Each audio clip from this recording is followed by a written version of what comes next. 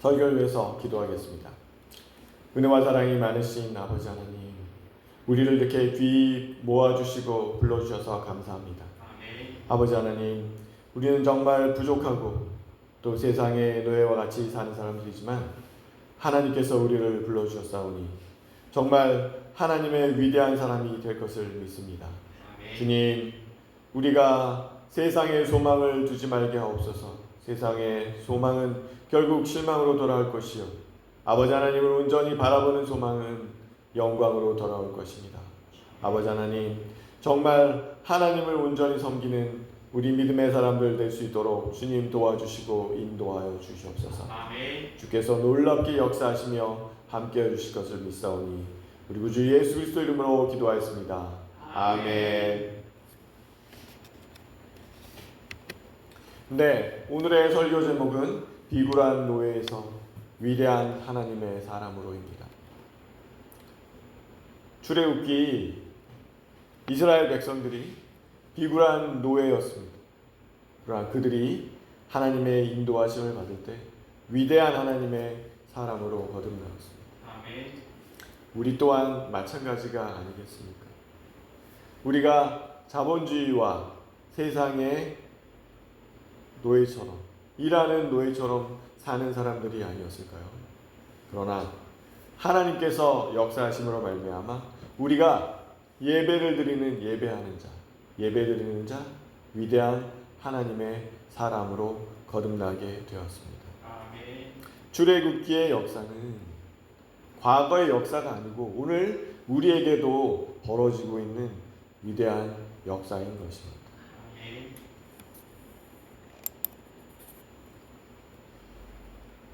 성적이 낮은 학생들을 성적을 올리려고 하면 어떻게 하면 될까요? 50점 맞은 친구를 너 오늘 목표가 100점이야 하면 되겠습니까? 어떻게 하면 될까요? 교육공학이나 학습심리학에서 이렇게 얘기를 한다고 하죠. 구간을 나누어서 촘촘히 목표를 제시하라. 그렇게 할 때 아이들이 그 목표를 따라오면서 성취의 즐거움을 맛보고 결국 100점이 될 것이다. 50점 맞는 친구에게는 60점의 목표를 제시해야 되겠죠. 60점의 목표를 가진 사람들이 60, 70점, 80점, 90점 이렇게 올려가야 되지 않겠습니까? 살을 빼는 방법도 마찬가지 아닐까요? 다이어트를 하는데 10kg를 빼겠다. 너무 목표가 크고 너무 크게 보일 때는 목표를 달성하기 위해서 걸음을 내딛기 전에 포기하게 되는 것이 아니겠습니까? 10km 구간을 줄여서 3km 줄이자. 3km만 더 빼보자. 마지막 3km 그리고 1km 내보자. 그래서 10km를 빼는 것이 아니겠습니까? 저는 하나님께서도 우리 인간의 속성을 너무나도 잘 아시기 때문에 10가지 재앙을 주셨다고 생각이 듭니다. 한 번의 재앙으로 모든 것을 쓸어버릴 수가 있습니다. 그러나 10가지 재앙을 통해서 모세가 변화하고 이스라엘 백성이 변화하고 애굽 사람이 변화하고 애굽의 왕까지 하나님을 알게 만드는 그 하나님의 목표와 교육하심이 10가지 재앙 속에 녹아있는 것이지요. 하나님은 우리를 징벌하시는 게 목표가 아닙니다. 하나님은 재앙을 통해서 우리를 고통을 주시는 것이 목표가 아니었던 것이죠. 하나님이 원하시는 것은 엄마가 원하는 것이 아들에게 회초리를 때려서 아들에게 고통을 주는 것이 목적이었겠습니까? 아들에게 회초리를 통해서 엄마의 진정한 마음을 이해하는 것이 목적이 아니었겠습니까? 그렇죠? 마찬가지입니다. 하나님께서도 우리에게 보여주시기 위해서 그렇게 목표를 정하셨다는 것이죠. 하나님은 일단 교육의 대상을 정하셨다고 봅니다. 한 대상들은 이집트인들이었습니다. 이집트는 당대의 최강대국이요 문화 강국이었죠. 그 나라의 사람들이 우상을 숭배한다는 것이 하나님 아버지가 보시기에는 얼마나 가슴 아픈 일이었겠습니까? 우상은 우리를 패망으로 이끌어 갑니다. 그렇지 않습니까? 우상은 궁극적으로 인간을 죽이기까지 합니다. 우상을 숭배하는 과거의 많은 역사, 그리고 인간이 우상이 되고자 했을 때, 그리고 가까운 신뢰로 우리 북한을 보면 알 수 있을 것 같아요. 인간이 우상이 되고자 했을 때 얼마나 그들의 삶이 비참해지는 것인지 우리는 목도하고 있지 않습니까? 처음에는 아주 미세한 차이로 시작을 하였습니다. 그러나 남과 북의 차이는 지금은 빛과 어둠의 차이 정도로 현저하게 벌어지고 있다고 생각합니다. 우상을 숭배하게 하는 것, 인간을 숭배하게 하는 것이 별거 아닌 것 같죠. 그러나 시간이 흐르면 엄청나게 많은 비극을 잉태한다는 것을 우리는 역사를 통해서 볼 수 있고 우리 민족의 분단사를 통해서도 볼 수 있습니다. 하나님이 안타까워하시는 것은 바로 그 지점입니다. 우상을 숭배하는 애굽의 사람들, 다산의 소망이 지나치다 보니 다산을 하는 모든 것들이 우상이 되었죠. 풍요를 추구하다 보니 풍요를 주는 것 같은 모든 것이 우상이 되었습니다. 나일강, 태양, 그런 모든 것이 우상이 되었습니다. 그 결과가 얼마나 비극적이었겠습니까? 그리고 왕까지도 신이라고 자기를 칭하기 시작했죠. 그러면 일어나는 엄청난 비극이 있습니다. 인간이기 때문에 변덕도 심하고 무리한 요구를 하게 되죠. 그게 신의 명령으로 떨어질 때 수많은 사람들이 목숨을 잃고 수많은 비극이 잉태가 됩니다.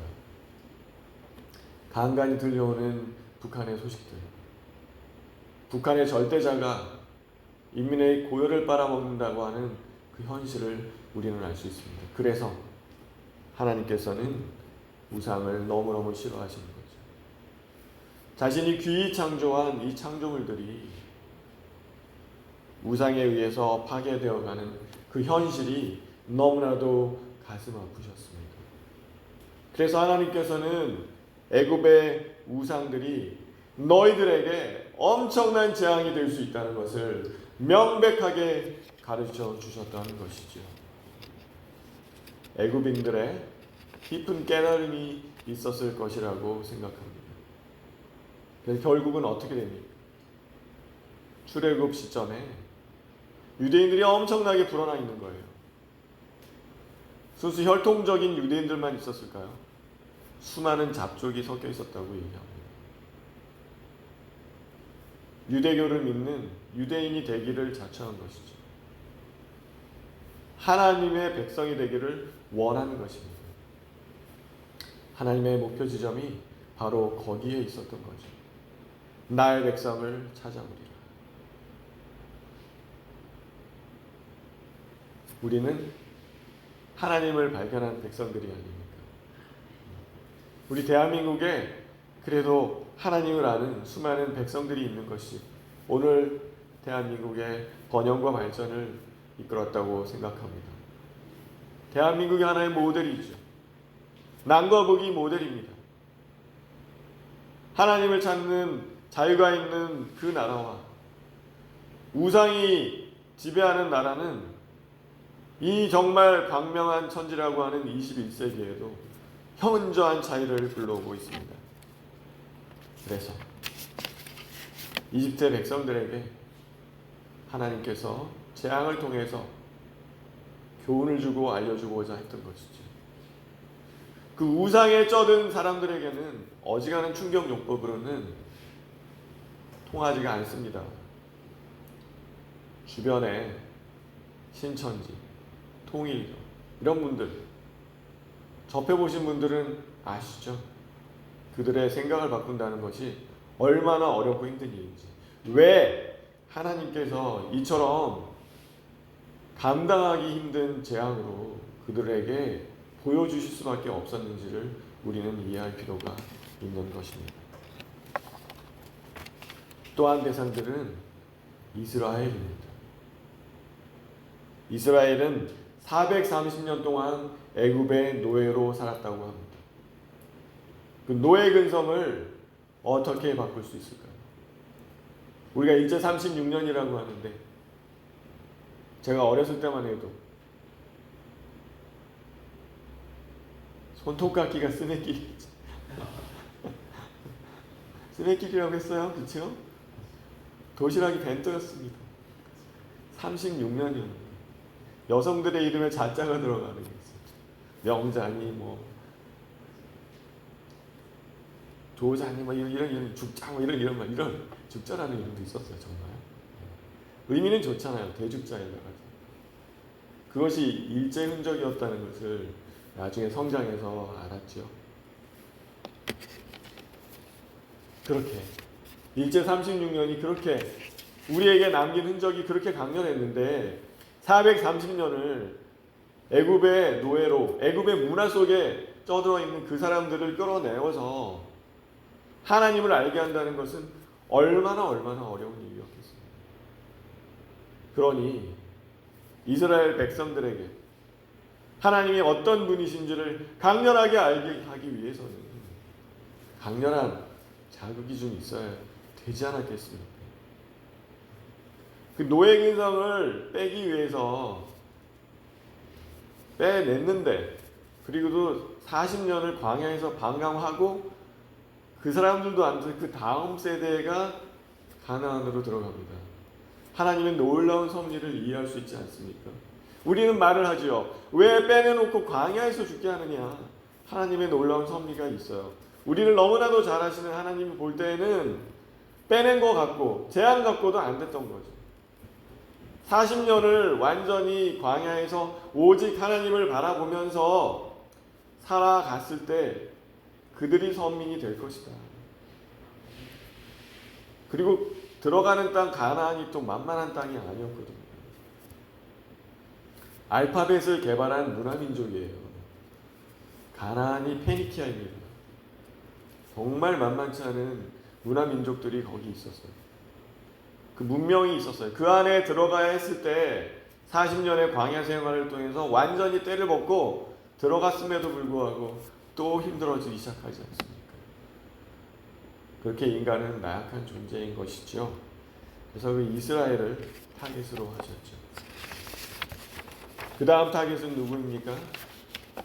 우리들이죠. 하나님이 교육하고자 하는 강력한 타겟이 또한 우리들입니다.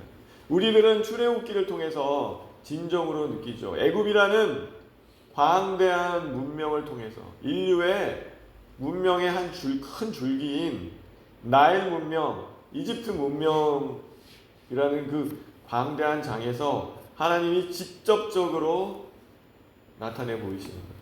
아마 이러한 나타나심은 없었죠. 그 이후에 물론 이제 크게 보면 미국이라고 하는 그래도 기독교 국가에 지금 우리가 보고 있지 않습니까? 그 기독교 문명을 통해서도 미국이라는 문명을 통해서 계속 그렇게 해 오셨지만 그러나 이렇게 직접적으로 하나님이 재앙을 통해서 보여주시고 말씀하시고 하는 것은 그 이후로는 없었죠. 그건 하나님이 일반적으로 사용하시는 방법이 아니거든요. 하나님 왜 안 그러시나? 그럼 우리 다 알잖아요. 하나님이 그렇게 너무 노골적으로 드러나게 역사하시면 우리 인간은 또 그걸 또 이용하고 생각이 달라집니다. 그럴 것 같죠? 너무 강렬하게 하나님이 나타나시면 사람들 모든 걸 다 포기하고 이제 그냥 하나님만 바라보고 살자. 그것도 아니죠. 아무것도 안 하고 산에 올라가서 하얀 옷 입고 그럼 어떻게 살 수 없잖아요. 그것도 하나님의 뜻은 아니시라고 생각합니다. 그래서 온 세상을 향해서 하나님께서 이 10번의 재앙, 인간의 머리를 바꾼다는 것이 그만큼 어렵다는 걸 얘기하죠. 왜 10번을 하셨습니까? 왜 10가지 재앙을 하셨습니까? 그래서 그 온 세상을 향해서 하나님이 충격요법이 필요했다고 생각이 듭니다. 430년을 그리고 몇천 년을 수천 년을 하나님이란 진정한 하늘의 존재를 잊고 살았던 인간들을 브레인워싱하기 위해서 하나님은 10번의 재앙이 꼭 필요했던 것입니다. 그리고 그 안에서 한 인간의 생각이 어떻게 변하는지는 정확히 알 수 있습니다. 누구를 통해서 알 수 있죠? 모세. 저는 모세에 대한 모세의 상세한 변화되는 과정이 나온 것은 그가 대표적으로 이스라엘 백성들의 변화되는 마음과 우리들의 마음의 변화 과정을 대표적으로 보여주고 있는 것이라고 생각을 합니다. 오늘 출애굽기 11장 3절에서 뭐라고 기록하고 있습니까? 애굽 땅에 있는 바로의 신하와 백성의 눈에 모세가 아주 위대하게 보였다고 기술되어 있습니다. 어떻게 그 모세가 이렇게 위대하게 보였을까요? 우리는 모세가 어떤 사람들이었는지, 어떤 인간이었는지 알잖아요. 하나님이 모세를 찾아갔을 때 모세는 손사래를 쳤습니다. 나는 못해요. 할 수 없습니다. 말도 못합니다. 갈 수 없습니다. 나는 패배자입니다. 인생의 패배자입니다. 아시잖아요. 내가 어떻게 살아왔는지. 어떻게 나를 그 상처의 땅으로 다시 들여보내시려고 하십니까? 내가 애굽에서 어떤 상처를 받고 이곳까지 흘러들어왔는데 내가 어떻게 당당한 지도자로 가서 그들을 이끌어낼 수 있겠습니까? 그렇죠? 애굽에 대한 트라우마, 자기 백성에 대한 트라우마, 그 트라우마 덩어리로 이제 위축될 대로 위축돼서 광야로 도망쳐 나왔는데 어떻게 내가 다시 가겠습니까? 광야에서 뭐 했습니까? 사람들 상대한 것도 아니고 양을 상대했으니 입이 떨어지지 않는 사람이 된 것이죠. 모세가 말을 못하는 사람 됐다는 것이 거짓이 아닙니다. 그는 말을 못하는 사람이 된 거예요. 양떼만 치다 보니 말을 못하는 사람이 되었죠. 양에게는 말을 할 수 있는데 군중 앞에서는 말을 할 수 있는 사람이 아닌 거예요. 말을 못합니다. 당연한 고백이죠. 그 사람이 어떻게 변했다고 나와 있습니까? 아주 위대하게 보였다. 모세의 변화가 있죠. 10번의 재앙을 목도하면서 어쩌면 가장 크게 변한 사람이 모세일 것입니다. 진짜 하나님이 살아계시는구나. 하나님의 힘을 입으니까 막대기가 뱀이 됐다가 다시 잡으니까 뱀이 막대기가 되는구나. 얼마나 큰 깨달음이 있었겠습니까? 제가 이렇게 여러분에게 말씀을 전하면서 제일 많이 충격받는 사람이 누굴까요? 접니다, 저. 그렇죠? 제일 충격받는 사람이 저죠. 일주일을 그냥 저도 노예같이 열심히 또 돈을 벌어야 되니까 살다가 여기 와서 외치고 나면 저에게 많은 변화가 있는 것을 저 느낍니다. 모세는 어떠했을까? 10번의 재앙을, 자기의 말로 시작되는 재앙을 보면서 모세가 엄청난 깨달음과 변화가 있었겠죠. 이쯤 되었을 때는 모세는 정말로 하나님의 사람으로 거듭나 있었던 것입니다. 이스라엘의 그 노예 근성으로 찌들은 그 이스라엘 민족들이 정말로 위대하게 보였다는 것을 얘기하고 있습니다.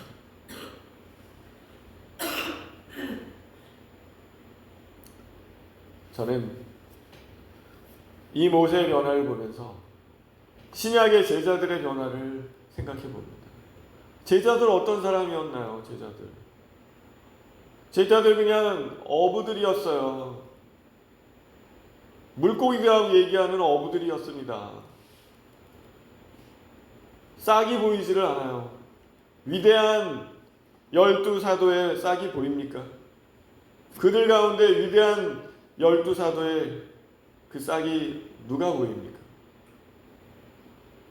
어부들인데, 이스라엘에서도 업신여기는 어부들인데, 그들에게 호수나 바다, 물은 지옥의 상징이에요. 거기서 물고기 잡는 사람들은 천민인 거예요.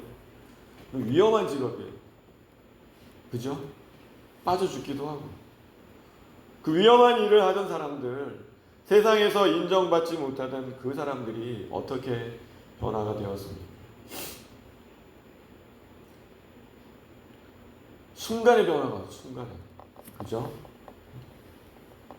예수님이 돌아가시기 직전, 돌아가시고 나서는 완전히 흩어졌죠. 완전히 흩어졌죠.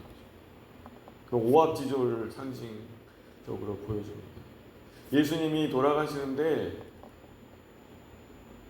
같이 십자가를 지겠다는 사람 한 사람도 다 도망가고, 강도들이 억지로 거의 2명이 달라붙어서 한 사람이 엄청난 신앙 고백을 하는 지역까지 이루니까 제자들은 너무나 부끄러운 거예요. 강도보다도 못하는 거예요. 그 순간에는 다 도망가서 강도보다도 못한 그 처절한 기록이 복음서에 기록되어 있지 않습니까? 그것이 우리의 모습입니다.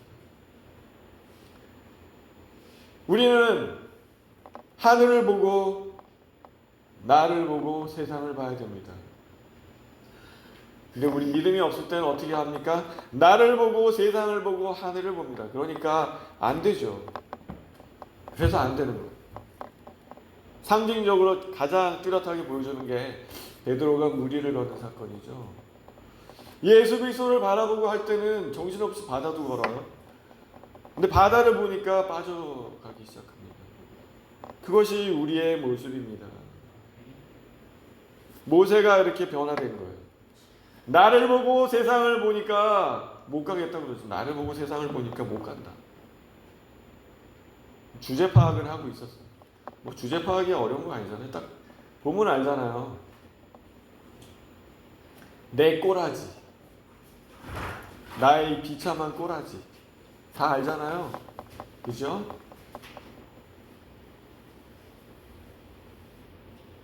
우리 우진이에게 너가 나가서 외쳐라. 하나님을 외쳐라. 우진이 당연히 못 간다 그래서 못 가.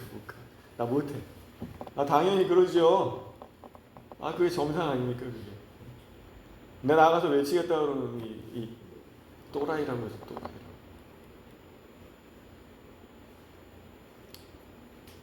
그 정도로 우리는 약한 존재입니다. 그래서 하늘을 보고 세상을 볼 때 우리는 이렇게 모세처럼 위대한 사람이 돼. 이제 모세는 완전히 변화됐어요. 이제 이스라엘 백성들의 그 믿음 없는 행동 앞에서도 맞설 수 있는 지도자로 성장했습니다. 왜 그렇게 성장했습니까?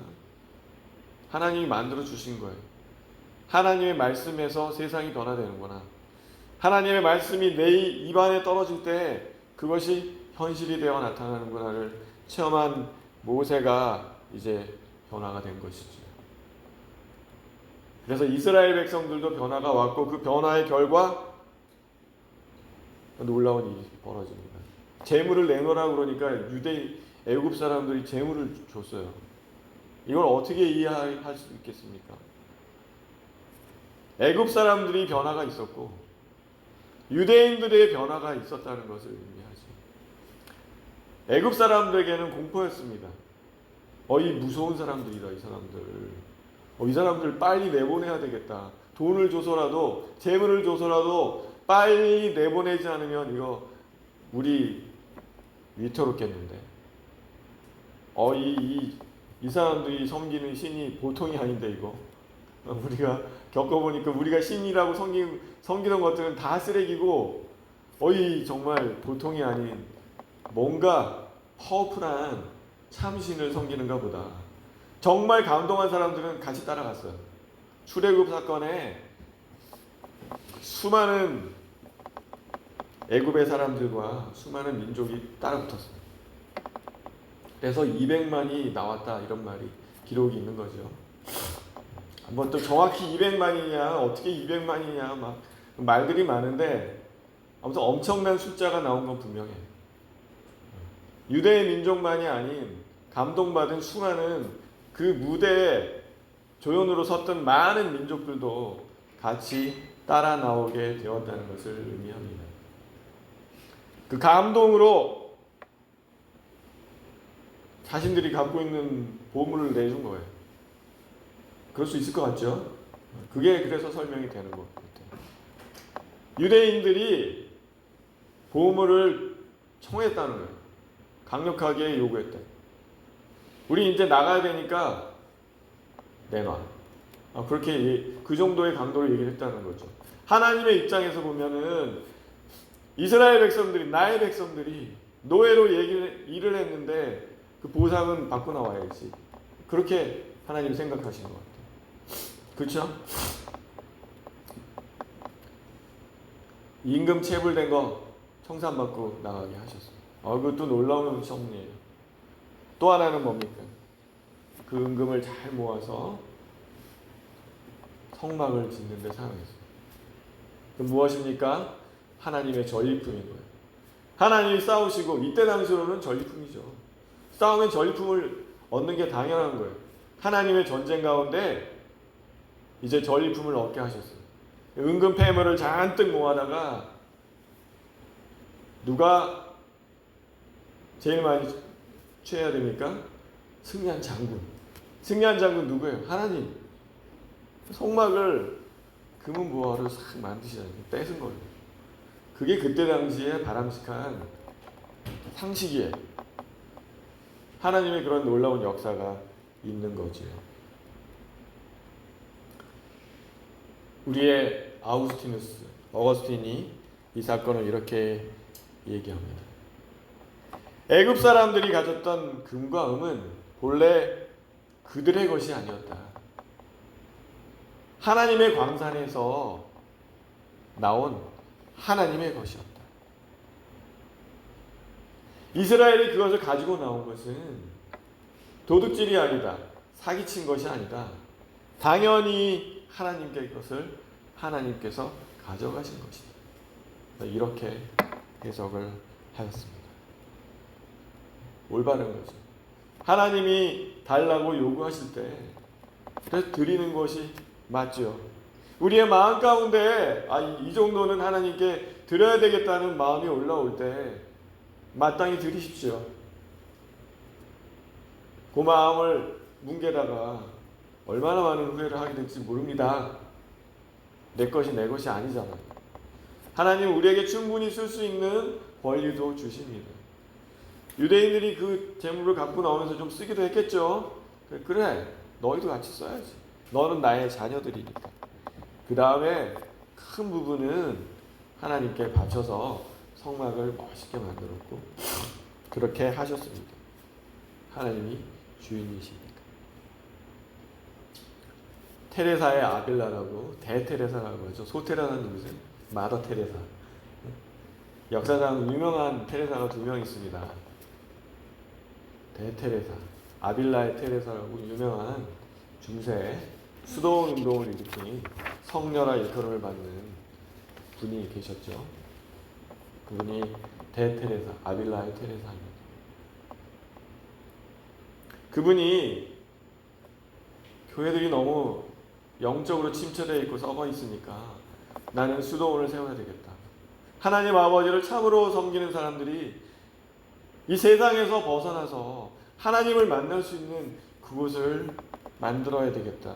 그렇게 시작된 것이 수도원 운동이죠. 중세 수도원 운동이 하나님의 복음을 유지하고 전파하는 데 큰 역할을 했습니다. 나중에 많이 타락하긴 했지만 처음에 수도원 운동은 대단한 것이었어요. 하나님은 시대에 맞게 그 영적인 사람들을 세우셔서 그들로 하여금 횃불의 역할을 담당하게 하십니다. 그때 큰 역할을 했던 사람 중에 한 사람이 대테레사라고 하는 아빌라의 테레사라고 하는 분이에요. 여성이고 근원적으로는 유대인이었는데 기독교로 개종한 집안의 한 분이 태어나셔서 얼마나 이적이 많고 그 삶에서 놀라운 일이 많았는지 아빌라의 테레사 하면 유명합니다. 뭐 카톨릭이라고 얘기할 것도 없어요. 그때는 다 교회 하면 가톨릭이었어요. 수도원 운동, 수녀들의 뭐 어머니뻘 되시는 분이죠. 그분이 수도원 운동을 하겠다고 나섰을 때는 동전 세인집이 있었다는 거예요. 동전 세인. 그리고 수도원 운동을 하겠다고 나섰다는 거예요. 수도원 운동하면 알겠지만 수도원은 건물이 좀 있어야 돼요. 땅도 있어야 돼요. 시작은 동전 세인입으로 했다는 거예요. 사람들이 어떻게 하시려고 그러느냐. 돈은 하나님께서 준비하신다. 아빌라가 한 방법은 구차스럽게 부자들한테 찾아가서 내가 멋있는 그 하나님의 운동을 할 테니 돈을 좀 주십시오가 아니었다고 해요. 당당하게 얘기했다고 합니다. 하나님의 일을 내가 하려고 하는데 당신들이 마땅히 돈을 좀 내시는 게 맞지 않겠습니까? 당신들의 재산은 하나님 겁니다. 마음에 얹혀지는 분들은 마음에 얹혀지는 만큼 헌금을 하십시오. 내가 하나님을 정말로 섬기는 멋진 수도원을 만들겠습니다. 그 결과는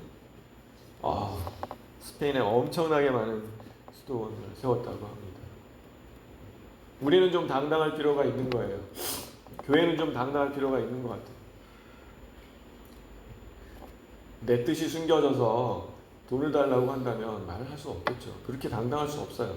그러나 하나님의 뜻이라면, 하나님의 일을 한다면 당당하게 마음에 얹혀지는 감동이 있는 분들 헌금하십시오.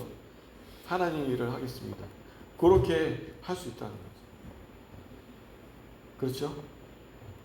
거기에 이 꼼수를 껴서 목사가 이렇게 사리사욕을 채우기 위해서 한다면야 그거는 천벌을 받을 일이지만 그렇지 않은 경우에는 당당하게 얘기할 수 있다. 정말로 당당해진 유대인들의 위치가 여기에 나타나고 있습니다. 모세도 정말 찌질하게 시작을 했잖아요. 자신감 하나도 없이 말을 못하다 보니까 뭐라고 얘기하십니까? 너 말을 못하지? 애굽 말도 좀 많이 잊어먹었지? 그 애굽에 살고 있는 너의 형 아론 세워봐. 그냥 아론 세워서 이렇게 데리고 들어가잖아요. 처음에는 그랬어요. 모세의 시작은 정말로 약하고 미약했습니다. 어쩌면 자기 형을 많이 의지했는지도 모르겠어요. 처음에는 아론이 파워가 좀 있었던 것 같아요. 모세는 처음에는 찌질한 지도자였어요. 그렇지만 지금은 엄청난 지도자로 바뀌어 있습니다. 유대인들 또한 엄청난 사람들로 바뀌어 있습니다. 누가 이렇게 하셨습니까? 누가 이렇게 하셨어요? 저도 참 놀라운 변화한 사람이에요. 저 말 진짜 못하는 사람이거든요. 제가 정신과라는 과정을 통해서 말하는 걸 배운 것 같아요. 언변을 배웠어요. 언변을. 맨날 말하는 게 제 자위잖아요. 그죠? 그래서 제가 여기 강단에 서 있는 것 같아요. 저를 보고 사람들이 언변이 엄청 좋았을 거라고 그래요. 처음부터 말 잘했을 것처럼 얘기합니다. 저를 앞에 세워놓으면 저는 부들부들 떨어서 떠듬떠듬하면서 말을 못하고 그냥 쭈글쭈글하다가 내려가는 그러한 사람이었다니까요. 하나님이 놀라운 변화를 일으켜 주신 것이죠. 여기 또한 변함없는 그 말씀이 나옵니다. 7절에 유대인들 그 이제 엄청난 재앙을 선포하시는 그때에도 이스라엘 자손에게는 사람에게나 짐승에게나 개 한 마리도 그 혀를 움직이지 아니했다.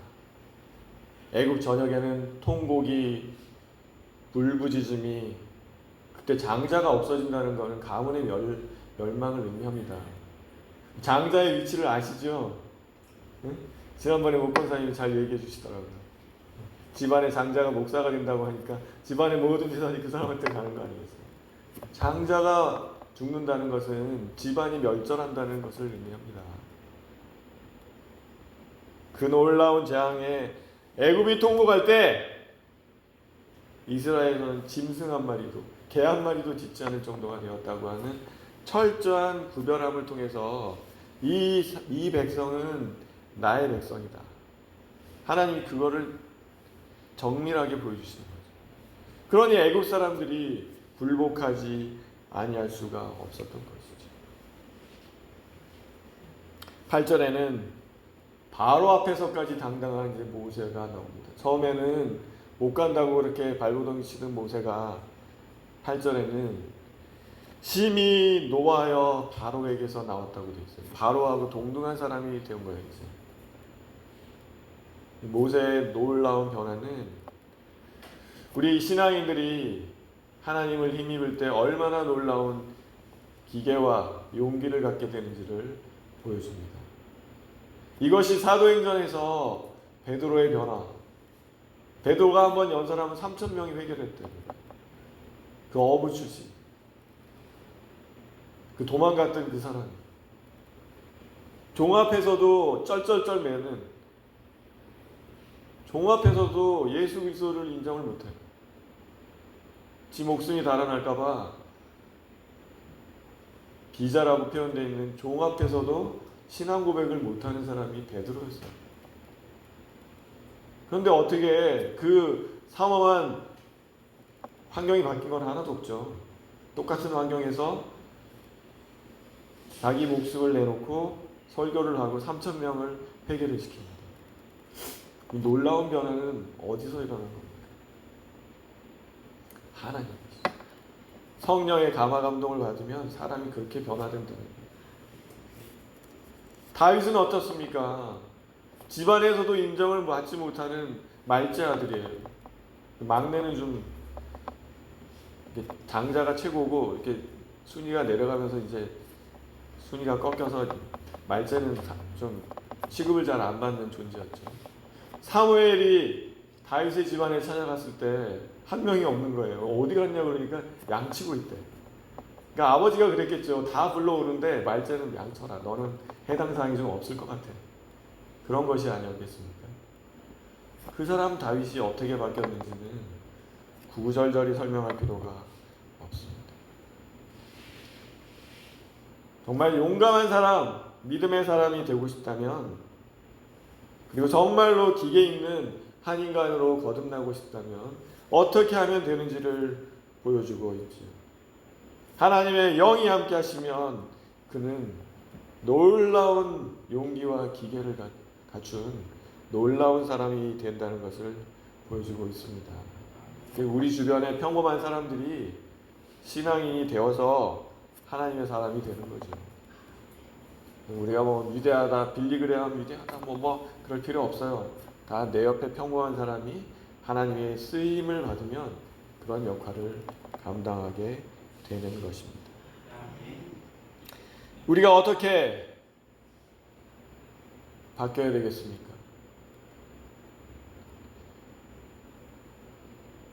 내가 어디에 소속되어 있는가를 확실하게 알 때 우리는 바뀝니다.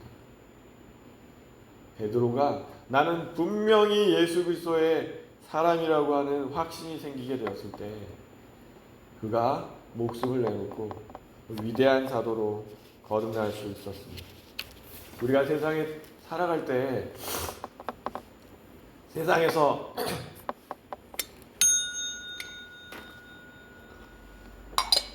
감당하기는 쉽지 않습니다. 정말 힘들어요. 저하고 우리 와이프 그렇게 살고 있어요. 세상에서 정말 힘들어. 그냥 아침부터 저녁까지 환자분들이 오세요. 또 오셔야만 해. 이게 참 힘들어요. 대충 해서 먹고 살면 좋겠고, 그런데 그게 안 돼요. 저의 처지가 그렇게 하게 만들지를 않습니다. 여러분도 마찬가지죠. 열사봉공해서 돈 벌어야 되잖아요. 그래야 뭔가 유지가 됩니다. 그렇지 않으면 유지가 되지를 않아요. 정말 힘들어요. 다 알고 있는 현실이에요. 그러다 보면 우리가 그 환경과 시간의 노예가 되는 거예요. 하나님을 잊어먹고 살 수밖에 없어요. 그렇죠? 잊지 않습니까? 순간순간 힘들면 잠깐 기억하는데 연속으로 이어갈 수가 없어요. 그럼 우리는 그러한 아주 힘든 환경에 살고 있어요. 그 환경에서 우리가 어떻게 하면 더 많은 시간, 조금이라도 더 하나님을 바라볼 수 있겠습니까? 우리가 항상 어디에 소속되어 있는지를 잊어서는 안 될 것 같아요. 세상은 우리를 많이 꼬십니다. 적당히 타협을 많이 하고 살고 있어요. 그렇지 않습니까, 여러분? 세금에 있어서 여러 가지 여건에 우리 타협하고 살아가요. 의료법에 다 맞추면 병원 문 닫아야 될지도 모르겠어요. 의료법 다 있는데 그대로 문자 그대로 하면은 적당한 타협이 또 있어요, 우리나라에는. 그렇죠? 다른 나라도 있겠죠. 타협이 많으냐 적으냐가 후진국과 선진국의 차이인지도 모르겠습니다. 그 가운데 어떻게 우리는 그래도 조금이라도 나은 하나님의 사람이 될 수 있을 것인가? 그 부분에 있어서 고민해야 됩니다. 어떻게 하면 내가 조금이라도 더 나은, 그래서 하나님이 나의 백성이라고 인정해 줄 수 있는 그 사람이 될 수 있을 것인가? 하나님이 이렇게 우리를 보호하시고 이끌어 주시는데 간단합니다. 하나님이 원하실 때 손 들어야 돼요. 하나님을 믿는 사람 그럴 때 이렇게 손 들어야죠. 내 양심에서 뭔가가 올라올 때 그거에 호응할 수 있어야 됩니다. 그러기 위해서는 훈련이 좀 필요해요. 10분 성경 본 사람하고 1시간 성경 본 사람하고 5분 기도한 사람하고 10분 기도한 하나님의 사람은 차이가 있어요. 그렇죠? 우리 알잖아요. 그래서 결국은 동일한 말을 하게 됩니다. 기본을 해야 된다. 신앙인으로서 기본을 하기 위해서 노력해야 된다. 힘들 때 정신 좀 바짝 차려야 된다. 세상에서 먹고 살려면 왜 이렇게 힘들게들 하는지 모르겠지만 사탄의 전략도 있을 것이고 우리가 나태하지 않기 위해서 하나님이 하시는 것도 있겠죠. 우리는 정신을 바짝 차릴 필요가 있습니다. 우리가 어디에 소속되어 있는지, 어떠한 사람들인지, 누가 나를 이끌어가고 있는지 명확하게 알아야만 할 필요가 있습니다. 우리 위대한 신분을 제가 참 좋아하는 베드로전서 2장 9절 우리 같이 한번 읽어보겠습니다. 그러나 너희는 택하신 족속이요 왕같은 제사장들이요 거룩한 나라요 그의 소유가 된 백성이니 이는 너희를 어두운 데서 불러내어 그의 기이한 빛에 들어가게 하시니에 아름다운 덕을 선포하게 하려 하심이라. 오늘 이 말씀이 출애굽기 11장처럼 정말 정밀하게 들어맞는 말씀들이 없는 것 같아요. 11장에서 분명히 택하신 족속이요 그 거렁뱅이 같은 모세가 왕 같은 제사장이 되었습니다. 바로하고 맞상대를 합니다. 그러한 놀라운 사람이 되었습니다. 택하신 족속이요 왕 같은 제사장이라고 이 하는 영광스러운 신분상의 변화가 정말 느껴지지 않습니까? 우리가 항상 꾀죄죄하게 살다 보니까 하나님이 우리를 택하신 것이라는 걸 잘 몰라요. 우리가 무슨 택하신 족속이요 왕 같은 제사장이야. 꾀죄죄하게 매일매일 먹고 살기 위해서 그냥 살아가는 그냥 버렁뱅이 같은 사람이지. 그러나 하나님이 그렇지 않다고 여기 분명히 얘기하고 계십니다. 너희는 택하신 족속이요 왕같은 제사장이요 하나님의 소유가 된 백성이니. 그래서 너희의 삶으로 세상에서 아름다운 덕을 선포하는 삶을 살라고 하시는 것이죠. 그리고 또 한 가지 용기를 주는 말씀을 디모데후서 1장 7절에 기록해 놓으셨습니다. 우리 같이 한번 읽어보겠습니다. 하나님이 우리에게 주신 것은 두려워하는 마음이 아니요 오직 능력과 사랑과 절제하는 마음이니. 우리가 세상을 두려워하면서 세상의 압박을 받아가면서 두려움에 덜덜 떨면서 사는 것을 절대로 원치 않는다고 말씀하십니다. 내가 원하는 것은 너희들이 이런 공포와 망할까봐, 못 살까봐, 가난해질까봐, 못 먹고 살까봐 두려워하는 그 마음이 아니고 오직 하나님의 능력과 사랑과 절제하는 마음으로 세상을 살아갈 수 있기를. 그래서 아름다운 덕을 선포할 수 있기를 우리에게 이렇게 말씀해 주십니다. 내가 부족하고 자랑할 게 없을지라도 하나님께서 모세를 변화시키셨듯이, 하나님이 베드로를 변화시키셨듯이, 하나님이 12 제자를 변화시키셨듯이 나의 삶을 변화시키실 것이라는 그 믿음을 갖고 하루하루를 살아가기를 바랍니다. 저 또한 여러분 모두 그렇게 살아갈 때 하나님께서 진정으로 우리를 선택하신 것에 대한 기쁨과 영광을 받으실 겁니다. 기도하겠습니다. 은혜와 사랑이 많으신 아버지 하나님, 비루하고 열등한 존재라고 느꼈던 모세가 바로를 막 상대할 상대로 커져 있는 것을, 어느 순간 그렇게 성장해 있는 것을 오늘 확인하면서, 주님, 우리가 세상에서 정말 힘들고 어렵게 살아가지만 하나님의 놀라운 은총이 함께할 때 모세와 같이 세상에서 빛을 발하는 왕같은 제사장으로 성장할 것을 믿습니다. 그 믿음을 갖고 하나님을 바라보면서 세상을 바라보는 그 믿음의 눈을 갖게 되기를 소망하며 살아갈 수 있도록 아버지 하나님께서 인도하여 주시기를 간절히 바라고 나옵나이다. 주께서 오늘 함께 하심에 감사드리며 우리 구주 예수 그리스도 이름으로 기도하였습니다.